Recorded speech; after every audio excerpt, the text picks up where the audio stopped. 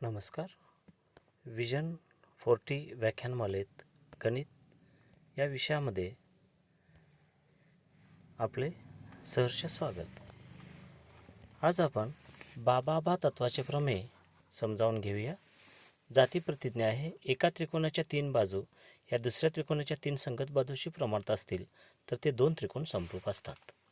लक्षात ठेवा, बऱ्याच शाळांमध्ये थेल्सचा सिद्धांत आणि कोको तत्वाचे प्रमेय शिकवलेले आहे, परंतु बाबा आणि बाकोबा तत्वाचे अजून 2 प्रमेय आहेत, त्याच्यापैकी हे एक आहे.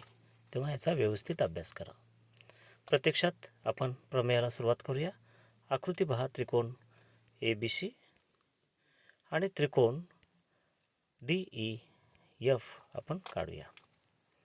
त्यानंतर गृहीतामध्ये बघा, त्रिकोण ABC व त्रिकोण DEF मध्ये त्याच्या संगत बाजू प्रमाणात आहेत, म्हणजेच AB/DE बरोबर AC/DF बरोबर BC/EF आहे.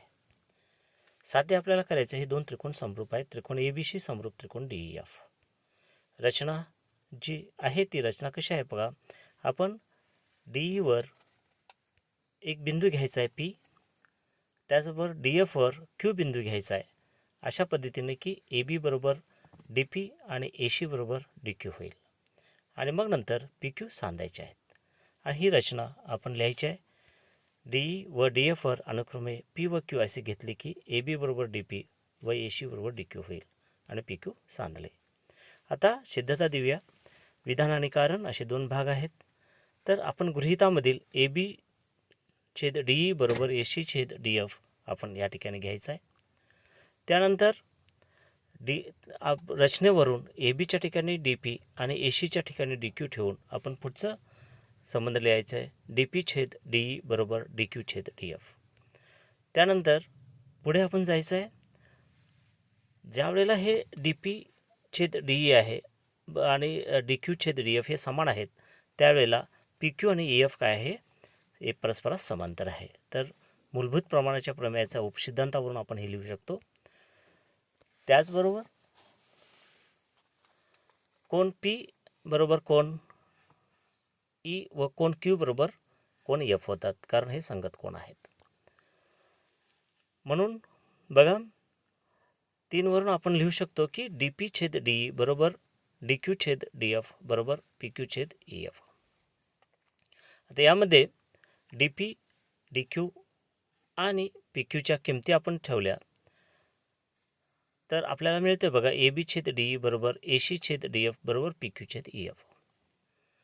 पण गृहीतामध्ये हे माहिती आहे आपल्याला, BC/EF हे AC/DF शी समान आहे, आणि म्हणून BC/EF हे PQ/EF शी आपण समान दाखवलेले आहे. म्हणजेच काय होते, BC बरोबर PQ होते.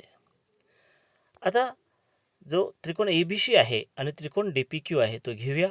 त्यामध्ये बघा, AB बरोबर DP आणि AC बरोबर DQ हे रचनेवरून आहे, आणि ह्या 8 नंबरच्या सिद्धतेमधून आपल्याला मिळते की BC बरोबर PQ, आणि म्हणून बाबा तत्वानुसार हे 2 त्रिकोण एकरूप झाले. त्रिकोण ABC एकरूप त्रिकोण DPQ.